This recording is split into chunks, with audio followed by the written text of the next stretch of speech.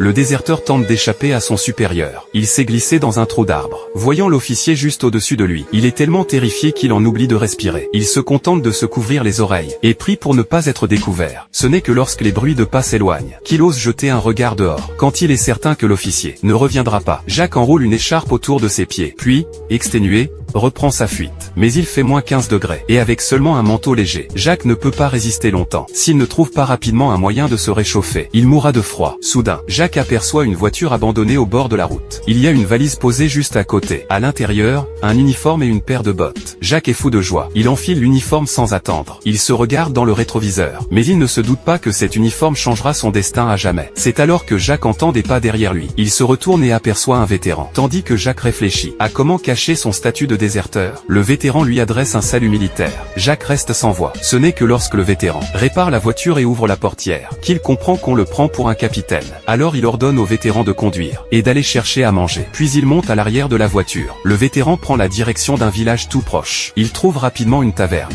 Dès son entrée, Jacques joue son rôle d'officier et s'écrie « Salut au chef ». Il s'attend à une réaction du patron, mais personne ne répond. Il est évident que les Allemands ont perdu le soutien du peuple. Jacques commence à douter, mais pour obtenir un repas chaud, il s'assoit, et sort un carnet et un stylo. Il prétend être là, pour enregistrer les pertes de la population, afin d'organiser des compensations après la guerre. L'attitude d'Évrillon change aussitôt. Le propriétaire de la taverne file en cuisine, et découpe 2 grosses tranches de viande rôtie, pour tenter de plaire à Jacques, et obtenir plus de compensation. Mais dès que la viande est servie, l'attitude du vétéran en train de manger attire l'attention du patron. Jacques, de son côté, coupe délicatement une fine tranche de viande, et la goûte avec lenteur. Ce petit geste suffit à dissiper les soupçons du propriétaire. Une fois le repas terminé, le vétéran et Jacques se rendent dans une maison privée. Il prévoit d'y passer la nuit, mais en entrant dans la ferme, il tombe sur 3 autres déserteurs. Et là, les choses se compliquent. Comment Jacques va